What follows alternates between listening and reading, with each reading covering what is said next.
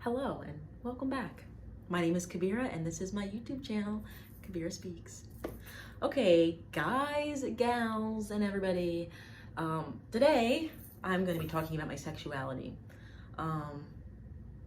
Yeah, I don't think I've ever announced it, and I kind of wanted to. So, plus it's June and it's Pride Month. So, I identify as bisexual. I don't know if this is working or not. I hope it is. This is the microphone I keep talking about that my friend Robert got for me for Christmas. It's my first time using it in a video, so I don't know if it's going to improve the sound quality or not. Fingers crossed. Hopefully it's picking up something. Anyway, yeah, so I identify as bi, and I have identified as bi for a couple years. I made this flag for myself. Yeah, so I wanted to tell you about some relationships and crushes that I've had in the past. So my earliest memory of a crush or romantic feelings was when I was 5. So I was in kindergarten and I had a crush on this boy named Austin Markle, and I thought Austin was just the cutest thing because he had a very red mouth and very red lips, and I thought that was I just couldn't stop looking at it. And then Austin, later on in the year, he someone had brought in lemon poppy seed muffins for their birthday, and I took one bite out of mine, didn't finish it. He ate the rest, and I thought that meant, because he had bitten off of something that I already ate, I thought that meant that we had a connection. And then another thing that really drove this home for me was, and this memory is kind of weird and it sounds bizarre as a grown-up, but this is how I remember it.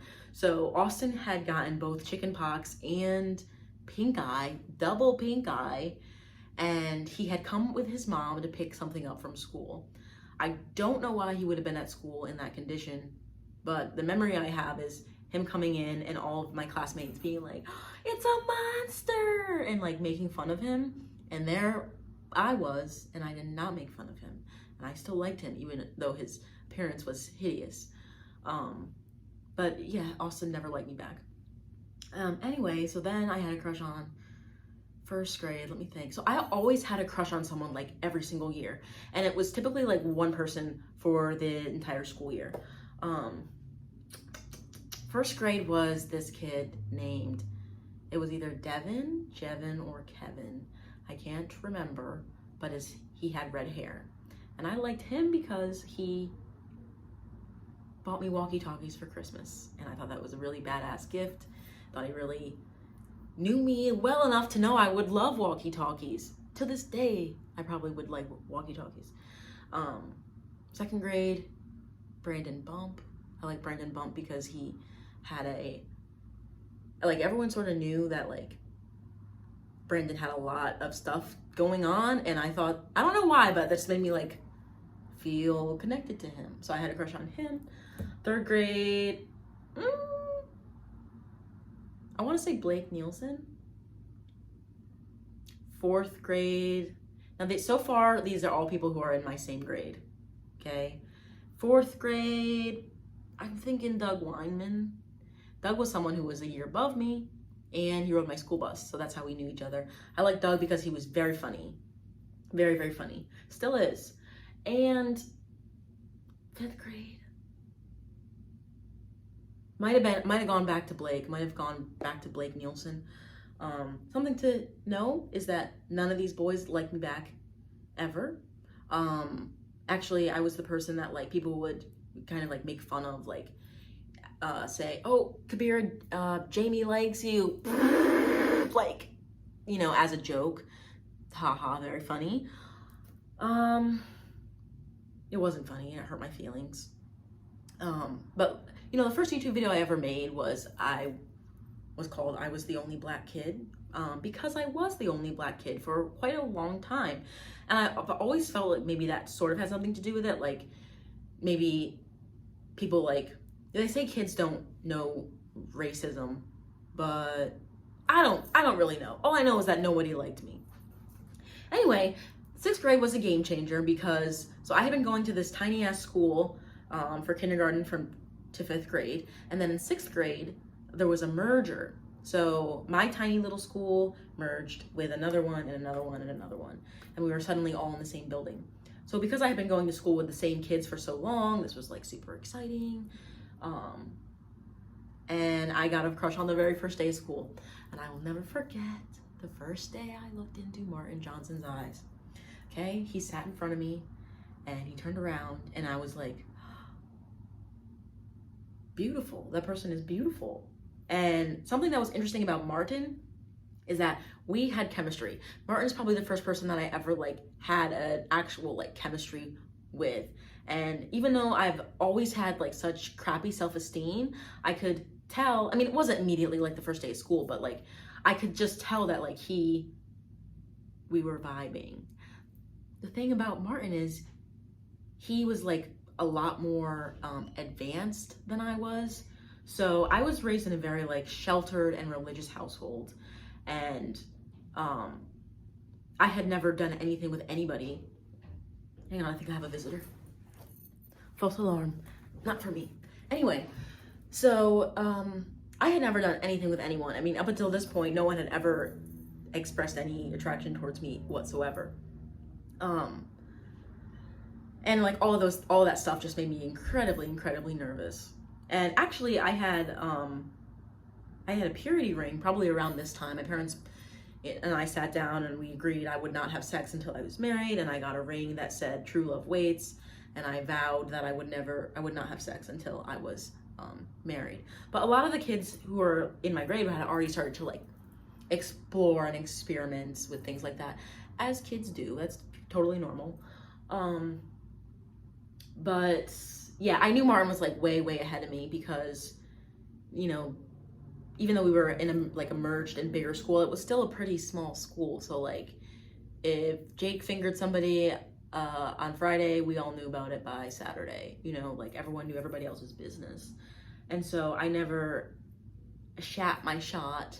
I never shooted my shot with Martin for that reason. But I could tell like we had like something going on. Martin actually ended up having a child like pretty young, fairly young. He had to be 14 or 15. I don't know. I know this because his daughter is like a teenager. But I stay friends with him on social media, and he seems to be, from what I can tell, like, he seems like a good dad, and he's had the same partner for a long time. But I always think, what could have been?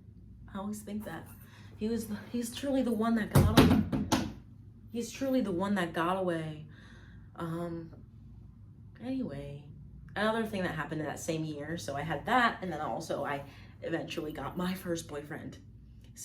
So I wasn't allowed to date at that age, but I wanted to do it anyway. My sister, who was also the same age as me, had also like been just dating boys on the sly. So I met someone else, and I also had like a very like visceral first reaction when I saw him. So his name is Chris. I saw him outside on the playground, and I was just absolutely struck by his blocky head, and he was just covered in freckles, and I thought it was very like, I just couldn't look away from this person. And then it turned out he liked me back, so that was crazy because no one had ever liked me before. So Chris became my boyfriend on the sly, and we had a like, you know, I couldn't drive. I was in the 6th grade. So we saw each other at school. We would talk on the phone for like an hour or 2 hours every night, write each other notes, and we would occasionally get dropped off at the roller rink on the weekend so we could see each other outside of school. And he bought me gifts from like Santa's workshop, and he bought me gifts for Valentine's Day, and we held hands. And then he became my first kiss, like at the end of the school year. So we had been at open swim at the high school. And so Chris, he's like a very intelligent person, and he had for like a very long time had just been kind of like a troublemaker. You know, like sometimes people who are like too smart for their own good are just bored. They're always causing a ruckus, and like also sometimes adults don't understand people who are like that, so they just punish them when they should be adjusted. But I'm not here to talk about that. Anyway, so my brilliant friend Chris, who was always a troublemaker, we were at the pool, he was being too rowdy and he got kicked out. So me, his girlfriend, said, okay, I will leave. I will end my night swim and I will leave with you. So we were standing in the hallway, and I was at the high school at this point, not the middle, not our school. We were at the high school. So the whole thing, like the school I went to was small, but being someone who hadn't been attending the high school yet, it felt like massively big, and like it was a big moment for me. So we just got kicked out of the pool, and we had been dating for months and months, like all school year. And I looked down at his shoe, and he had written on his sneakers, which is also a bad thing to do. He'd written on his sneakers in Sharpie, I love Kabira. And we kissed for like half a second, and I ran away because I was so scared and nervous. And at the end of the school year, I had to break up with him because I had to cut it off because I was scared that my parents would find out, and I was scared I would get in trouble. So yeah. Anyway, 7th grade, I went to high school. So my high school was 7th through 12th grade, which it was another big turning point because then I was around a lot more people in general. I started doing drama club and forensics around that time, which forensics is competitive public speaking. And that I like developed some feelings for people who are in that club with me. And you're probably thinking at this point, like, Kabira, you said you were bisexual, but you've only been talking about boys. Well, that's because I didn't know that I was bisexual, or I didn't realize it for a very long time. Like I said, I was raised in a very like religious household, Christian, and it literally like never crossed my mind to like women. Like I just didn't think of it as a possibility, as something that like could be. It just didn't think it was anything that could be. It just wasn't to be. So like in the household I grew up with, being gay was sinful. So, and my parents like stance on that waxed and waned through the years, but there were times where it was somewhat like severe. Like, I don't know, we walked into American Apparel one time, and there was a shirt that had a rainbow on it, or like a rainbow flag. My parents were like, we are leaving. This is American Apparel. I don't know what they thought American Apparel was. I don't know if they thought it was going to be just like USA merch, but we left the store because we saw a rainbow there. And then another time, another like memory that stands out to me. At one point I was in Girl Scouts. My Girl Scout troop leader was, somehow we found out that she was a lesbian. So my parents pulled us out of Girl Scouts. It's not like she was going to give us the lesbian badge or anything like that. So, but later on, my parents, like, you know, they had gay friends. I had gay friends. We were the type of people that were like, we love the sinner, hate the sin, you know, that all that bullshit. Hang on a second. Yeah, so that's something that I'm not proud of it. But that's just the way I was raised, and that's something that I truly believed for a very long time, unfortunately. On one hand, it gives me some, you know, like a unique perspective, because if people, you know, I come across people who have prejudice all the time. And so like, I'm able to talk to them and explain to them and not like hate them for it, because I too was once there, embarrassingly enough. Anyway, yeah, so I never like, I don't remember ever liking any girls in those years, those early years. However, I was like, my first like sexual feelings were towards girls. So the first time I ever saw anything spicy online, so embarrassing. It was on my family desktop. I used to play this game called Club Penguin, where you make your own penguin, and I had an igloo. It's like a virtual world. I had my own igloo, and in that igloo, I had a TV, and in that TV, I could look at YouTube videos, and I watched YouTube videos called Girls Kissing. I would watch girls kissing. And I still didn't think anything. I was like, I didn't think that I liked girls because I liked to watch videos like that. Let me think what came next. So then that was just like, you know, came and went, pretty normal. Like most people will figure out, I'm only gonna say this one time, most people will figure out masturbation on their own, like typical stuff. Boys do what boys do, girls stuffed animals. I had the whole stuffed animals thing, not the family hot tub, whatever. So like, you know, I started to experience that around those years, which is, you know, pretty normal. When those things were happening, like when I was, I'm gonna refer to it as having a wank because I feel more comfortable saying that than masturbation. When I was having a wank, I wasn't ever like thinking of someone, you know, I was just doing it because it felt good. Anyway, so 7th through 12th grade, this is the high school, and so I did have a boyfriend in, I can't remember if it was 7th or 8th grade, I honestly can't, but my second boyfriend that I ever had his name was Corey, and I just adored Corey. He was so cute. He was like very skinny. He had like flippy Justin Bieber hair before Justin Bieber was Justin Bieber, and he was my friend. So like I really enjoyed spending time with him. For some reason my parents like let him spend the night, probably because they knew something I didn't know. So we would like, you know, we'd hang out with each other, we would make up dumb videos and songs and dances, and we would hold hands. He was the first person I ever made out with, and we would like cuddle a lot. During that time, me and my friends were like really into cuddling and snuggling. Any chance we got, we were spooning each other all over the place. So like that was something that I really enjoyed. Then it turned out Corey was actually gay. So we broke up because he was gay. But yeah, he was a wonderful boyfriend for me. And then I didn't date anyone else for the rest of high school. Not for lack of trying. I had plenty of like interests, but no one really, no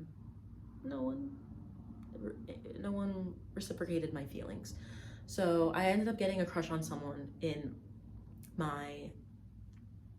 within my drama club, who I like, to this very day, if I see him, like I get kind of nervous because I had such intense feelings for him, which he knew that. And at one point I was thinking like that maybe I might have a chance with him. And I thought, because he was a year older than me and more experienced than me, at this point I'm like 10th grade, I thought that I should figure out how to do sexual things so that when the time came, I wouldn't look like an idiot. So I picked someone who felt safe to have my first sexual experience with. I picked someone who I wasn't attracted to them, I didn't have a crush on them, I didn't have feelings for them. We weren't even like particularly good friends. We were like sort of friends. I was friends with everybody, but I picked someone who felt safe, and I was like, hey, I would like to learn to do sexual act. Could I do it with you? Would you be interested in this proposition? He was like, yes, I would. So my first like sexual experience was very like almost clinical. Like I was taking notes. I wanted to figure out what to do should I be in that situation. And there was absolutely no feeling behind it, and I wasn't like aroused by it. I was just doing it to figure it out. And I did actually, I was right. I did get my shot with that person. And actually he invited me to prom as his date to prom, but my damn parents wouldn't let me go because they just wanted to ruin my life every chance they got. But that's not a story for today. Anyway, so yeah, that happened. That was my first sexual experience, and I wouldn't have another one for many years. But something else happened while I was in high school. So I was riding the school bus, and this kid, Garrett Johnson was his name. He was like, Kabira, I need to tell you something. People were always telling me something. I've always been like a young little therapist. Like people always open up to me about stuff. But he pulls me aside on the bus, and he's like, hey, I need to tell you something. I'm addicted to porn. And I was like, okay, what's porn? And he explained it to me, and he was like, let me tell you about this thing called Pornhub. That's Pornhub, pornhub.com. And I was like, oh, pray tell me more. So I ended up like looking that up on my family's computer. Thank God we don't have to all share computers anymore, because if only they knew. Maybe they did know. I don't know. But yeah, I figured out incognito mode, and like from time to time I would watch the explicit stuff on the hub and have a wank. Yeah. Oh my God. This is so embarrassing. But so my family, being like religious and Christian and everything, we never talked about masturbation. I knew sex outside of marriage was wrong.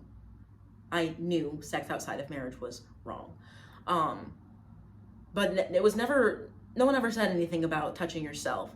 But however, I did have a lot of like guilt over it. Like I thought it made me a bad person, thought it made me dirty. It's not something that I wanted to like, definitely wouldn't talk to my parents about it. But I did do something that is, sometimes when I can't fall asleep, I still think about this shit. I had a Bible study out of my house. So again, I'm like 10th, 11th grade, and very, very religious, very Christian. And I feel led to have a bunch of girls over at my house to read the Bible and do devotions and pray with me. And at the very first meeting that I was having, I felt like, I was the leader of this group. I felt like I had to really make a stand and tell them something very like personal, so that they would know like how real I was and how dedicated I was to this Bible study. So I gathered all these girls and I was like, I'm addicted to porn. I wasn't addicted, but that did happen. And I ended up going to a youth group leader to tell her I was addicted to porn. But in actuality, I probably was just like, having like spikes in arousal because I was a teenager. Yeah, so that was terrible, and I wish I hadn't done that, but I did. Anyway, so yeah, I didn't, like I said, I didn't date, I didn't fool around with anybody else, or did I? Not really. I didn't really have any like sexual experiences that much in high school. One time, someone,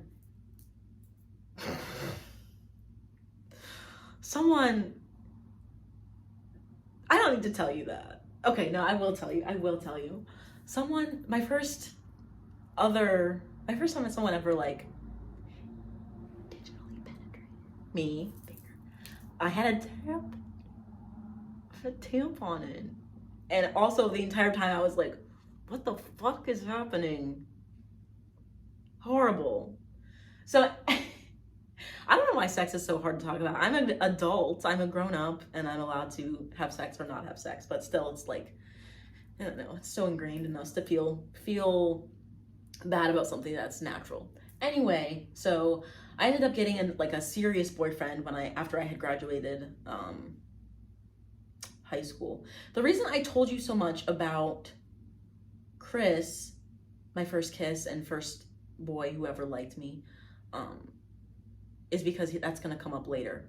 But after high school, I spent a lot of time with my friend Chris, and he ended up, after our 6th grade tragic breakup, he ended up dating another friend of ours, and they would like have a very serious relationship for all of high school and even be engaged. So, but throughout all of that, I still remained really good friends with him and with his then partner, Cheyenne.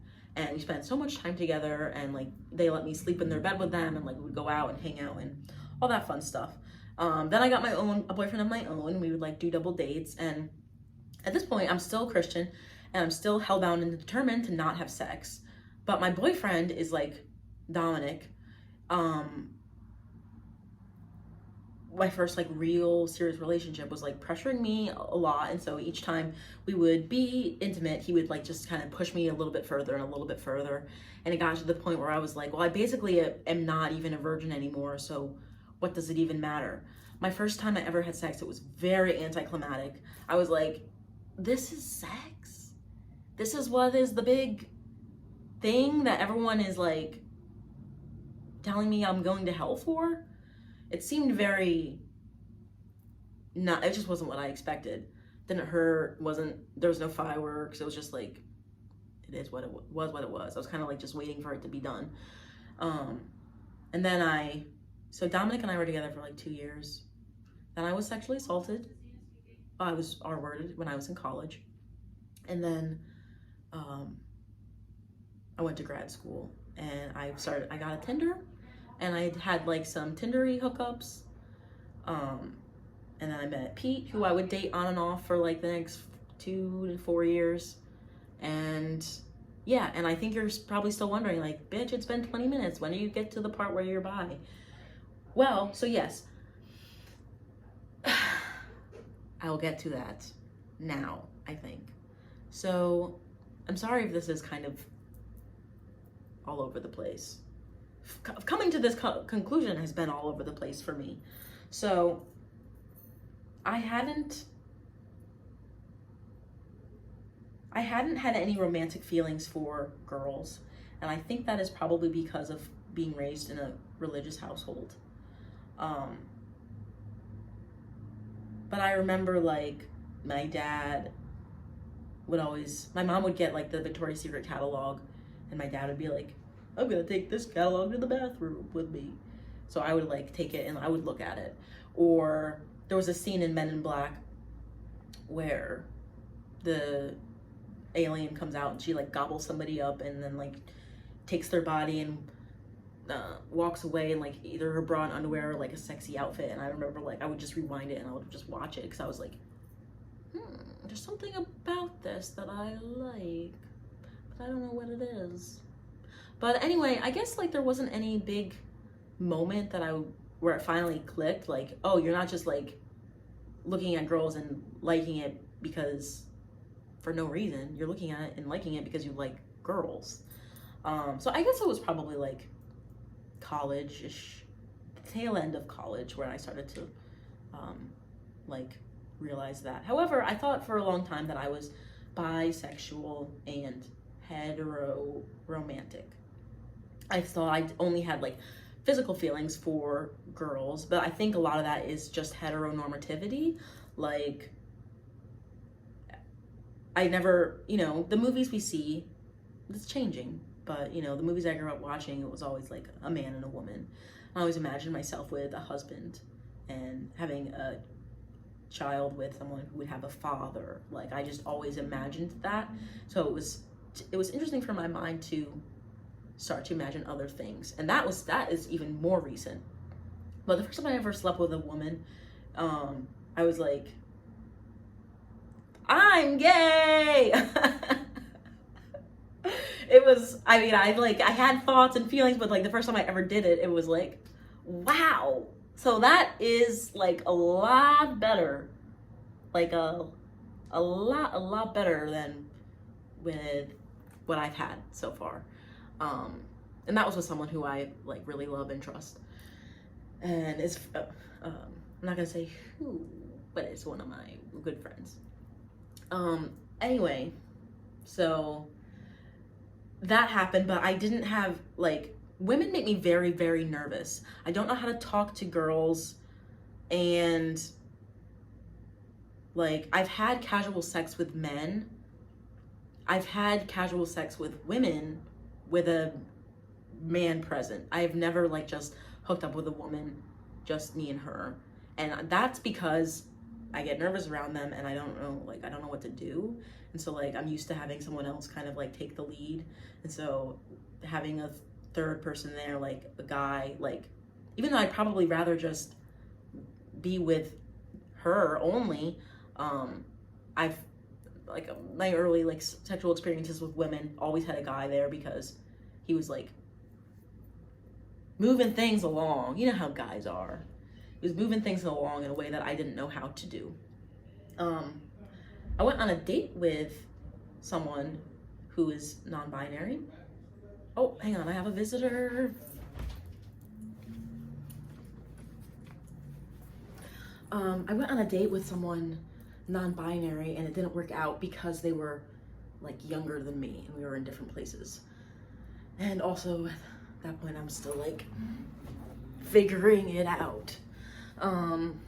Like I was kind of thinking like yeah, maybe I do have romantic feelings for someone who isn't a male. So that's like when I first started to entertain that idea. To this day, I still have never, I think that might have been my only date with someone who wasn't a man. And to this day, I still have never like hooked up with a woman, just me and her. I dabbled in polyamory for a little bit, but never in my own. I don't know if you're still poly. Yeah, I guess you're still poly if you're dating someone who is dating someone, right? So I went out with someone who was married. They were in an ethically, I forget what they call it, an ethically open monogamous relation.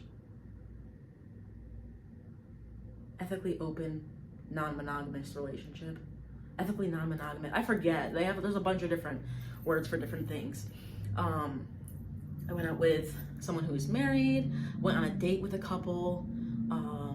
I was on Field, which is an app for people who are poly or like looking for unicorns, is what they call it. Like when you invite when you're a couple and you invite a woman, or it doesn't have to be a woman, when you invite someone into your relationship, then that person only has sex with you and your other partner. That's a unicorn, I guess.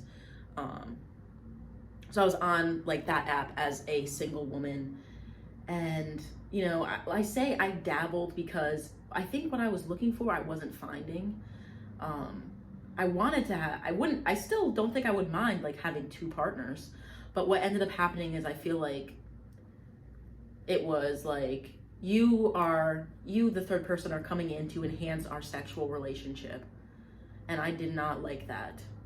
And that took me a while to figure out, oh, I don't like this. I thought maybe I would like this, but I don't like this. It's not the idea of polyamory that I don't like. It's the idea that I'm just like the sexual sprinkle into your relationship, and you guys are here and I'm here. That's kind of how it was feeling. So, but that brings me to my next point. So, and this is a very, very recent realization for me. I realized recently that I'm not only, I made these flags, so I have to keep showing them. I'm not only bisexual, but also I feel that I fall under the asexual spectrum. You may be thinking, Kabira, how can you say that? You just told me how you've been smashed 6 weights from Sunday since you were 19. I haven't really, but yes, I've had sexual experiences, plenty of them with both genders, with men and women, but I didn't mean to say both genders. You know what I meant. Maybe you don't. I didn't mean to say both genders.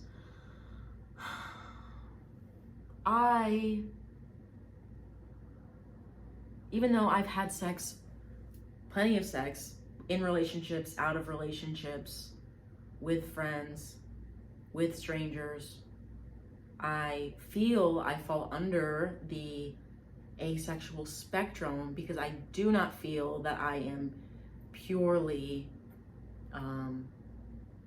allosexual. So I thought this might be kind of confusing to explain, so I got a whiteboard. This is what I use in my therapy for my kids. So asexuality is someone who, well, it's a lot of things, but the definition of just straight up asexual would be experiencing little to no sexual attraction. Attraction is not the same thing as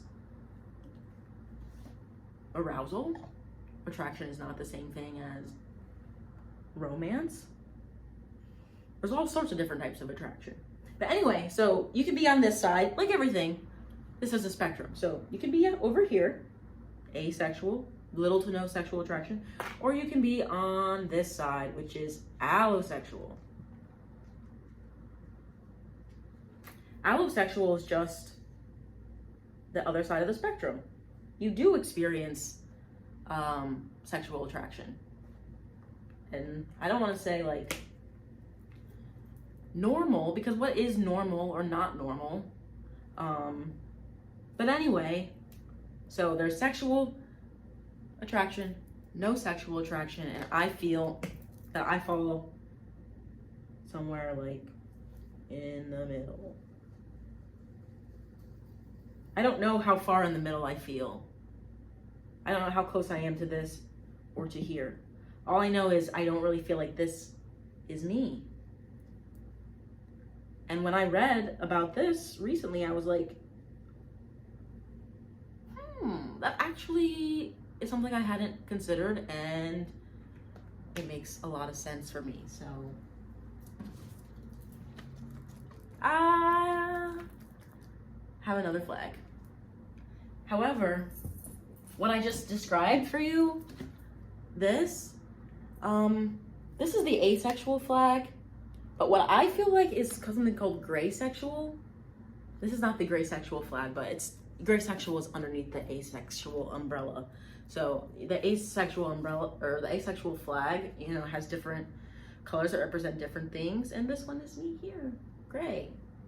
Because I just feel like I don't experience sexual attraction in the same way as like a lot of other people do. Pretty much most of my sexual experiences have not been good ones.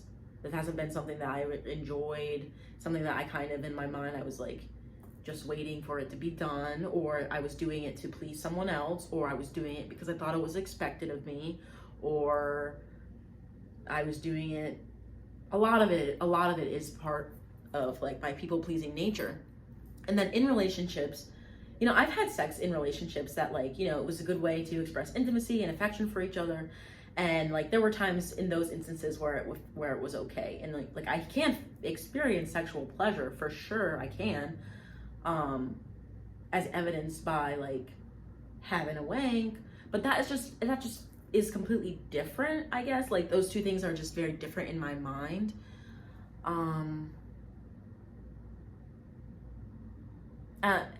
Basically it's this. I feel like I'm able to experience sexual attraction to someone if I feel a connection to them, but that's actually demisexual. I feel a connection to them, and I need to have like a level of trust there. But I don't call myself demisexual, because people who are demisexual experience secondary attraction, like only. Like I'm able to see someone that I'm aesthetically attracted to and like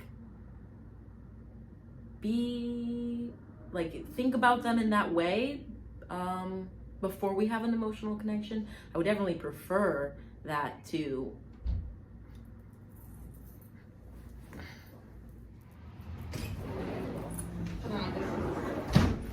I feel like I'm not explaining this super duper well, but I'm still learning about it myself. So just bear with me. But yeah, greysexual cab. I don't want to have sex that much. I want to have it my ideal situation would be to be in a loving relationship and to have a lot of intimacy. Like I love holding hands, kissing, snuggles. Well, actually, sometimes I love it, but sometimes I do not want to be touched. So that also like vacillates. Where we have our sexy times, like maybe a few times a month or so, with someone that, or maybe not even that, maybe it's just like once or twice a month would be okay with me. And I like to feel desired, and I like to feel attractive. Sometimes, but sometimes I don't. I actually like went through my Instagram at one point and like deleted so many photos because I was like, I don't want someone to look at me and be attracted to me, and I don't want to be perceived that way as like, and this is before I ever had like the word greysexual or even considered it.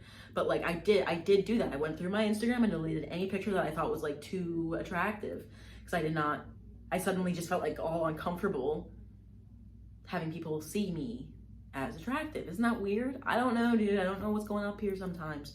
And under the asexual spectrum, there's lots of different types, and like I said, there's lots of different types of attraction. There's one thing that I saw that is like, there's a word for it that I forget, but people who don't experience little to no sexual attraction because of trauma.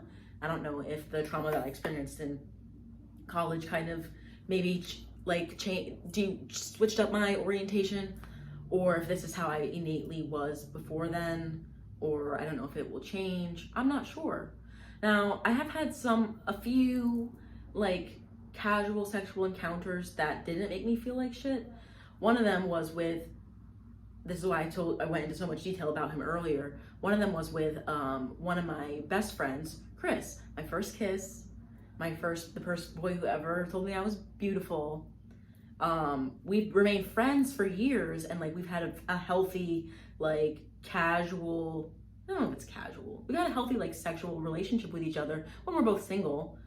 And it's like, I know this person loves me and is attracted to me in the way that I'm attracted to them, and the sex isn't selfish and it's not one-sided. And I've never, like, that's never made me feel bad. I've also had like maybe one or two outliers of like casual sex. I think last summer we weren't like dating, but we were definitely like in a tryst, you could say. Last summer, I had a relationship with someone named Chuck Taylor, and it was a very physical relationship, but he was also like very loving to me. And so I think that like that did something.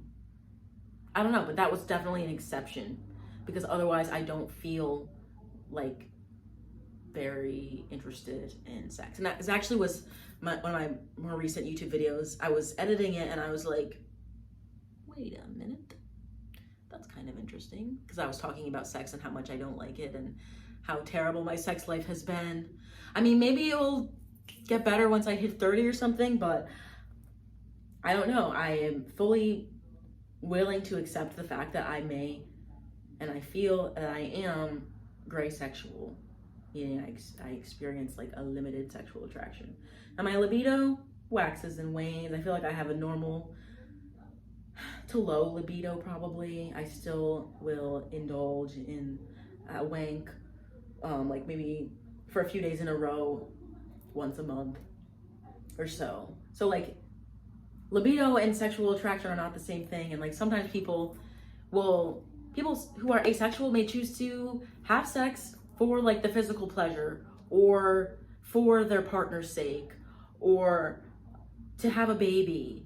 A lot of different reasons someone might choose to have sex, even if they don't like experience like that allosexual type of sexual attraction. So I hope this somewhat made sense. I know this makes sense because this is like something we all have heard of for a long time now, but this is something that I'm still figuring out myself, and as I figure it out, I will explain it better. Look at these cutie flags. We can be gay, and it is okay. Oh, that's another thing. I'm going to North Carolina at the end of this month for a cosplay convention, and it's also Raleigh Pride, and I'm gonna go with my friends, and it's gonna be lots of fun. But I also sometimes feel like I do not belong in like, I don't feel like I can get to really call myself someone who belongs under the LGBTQIA umbrella, because I haven't ever shed a tear over my sexuality. I haven't ever had to struggle, or I've never been like traumatized by it. It has never brought me any pain. At this point, I no longer care about my parents' opinions of me. So, and we're also not really speaking that much. So, I mean, that's something I would have worried about in the past, but not so much now. I also am no longer religious as I was. I mean, I'm not religious at all anymore. So that's also, there's like nothing, there's no hurdle for me to climb. There's nothing challenging for me about this, except for maybe like explaining it. But I don't have to explain it. I'm just doing it because I felt like it. I don't have to explain myself to anyone. But I feel like I don't belong at Pride because I haven't had the pain and the struggle, basically. And, you know, don't know. I always get, in pretty much every aspect of my life, I feel imposter syndrome. Whether that be during Black History Month, I'm not Black enough. Whether that be during Pride Month, I'm not gay enough. Whether that's what have you, I always feel like I don't belong, or that I'm just faking it or doing it for whatever, but I'm not. It's just a silly little brain of mine. But yeah, that's that. If you have any questions for me, I can try my best to answer. I can really mostly answer from my own experiences, or I can direct you to some resources that I found to be helpful. If you just want to talk, then you can leave a comment. If you want to know how I made these flags, well, I'll never tell you. And that's it. So thank you for watching. I love you so much. And that's everything. Ciao.